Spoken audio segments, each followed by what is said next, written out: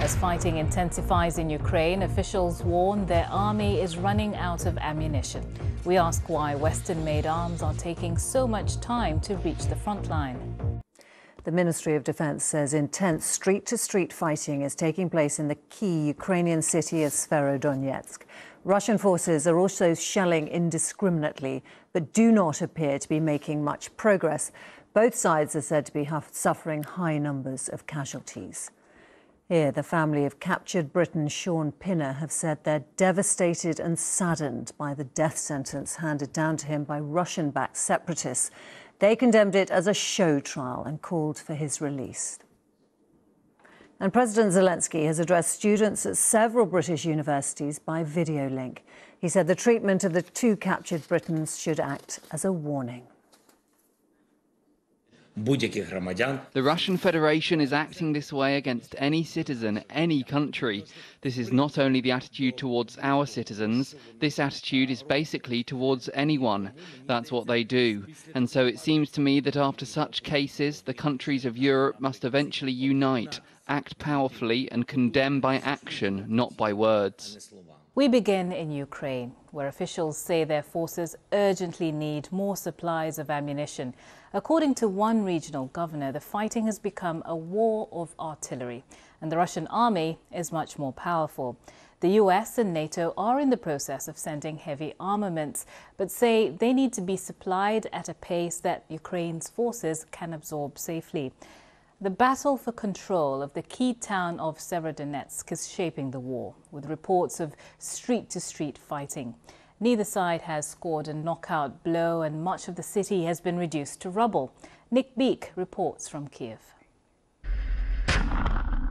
The Russian onslaught in the Donbass region is relentless, bombarding Ukrainian troops, whose commanders now say they're outgunned and rapidly running out of ammunition.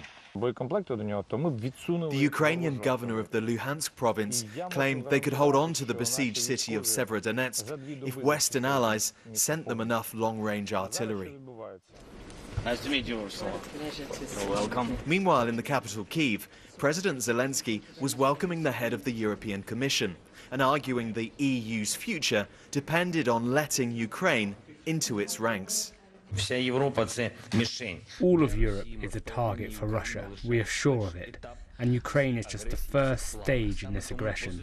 This is why a positive EU response to the Ukrainian application for membership can be a positive answer to the question of whether the European project has a future at all.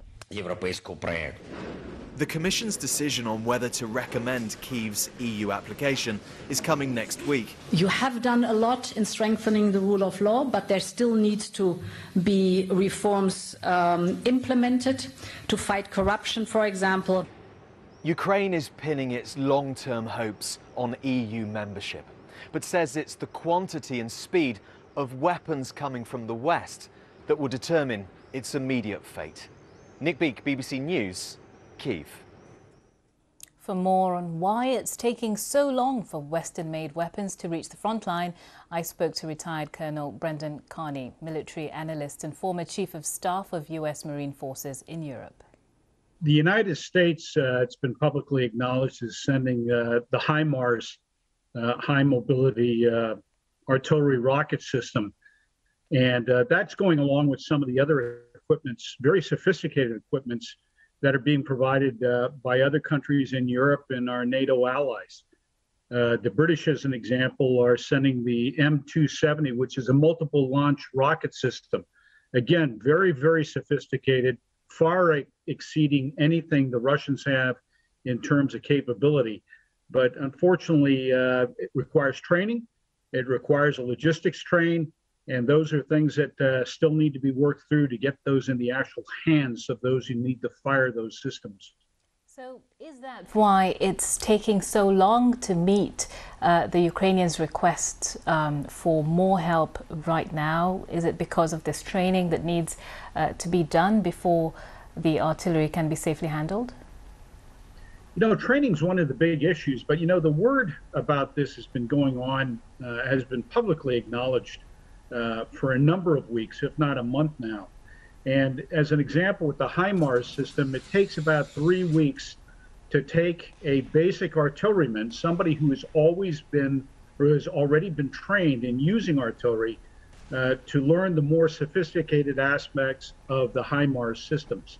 So hopefully that's been going on, and I would think that's taking place outside of Ukraine. Then it becomes a question of getting that trained crewman married up with the weapon systems and the ammunition, and that means the equipment and ammo has to get from wherever it is in the pre-positioned stocks in Europe, to example, the Polish border, and then across into Ukraine. And then that becomes a strictly Ukrainian problem of moving it from Western Ukraine to Eastern Ukraine, where it could be effective in the Donbass.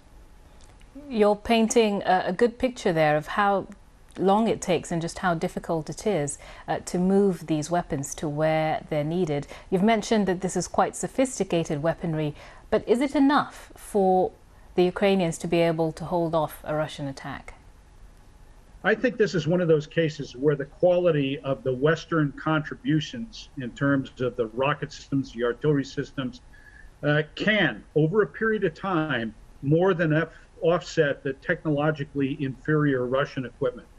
The Russians are using, the old Soviet era Cold War equipment. Some of it is 20, 30, 40 years old, where we're providing very sophisticated, very much computer intensive, GPS aided systems that are much, much more efficient than the Russians have. But we still have to get it there. We have to get it into the hands of the Ukrainians, and the Ukrainians have to employ it. So it may be touch and go over the coming days for the Ukrainians.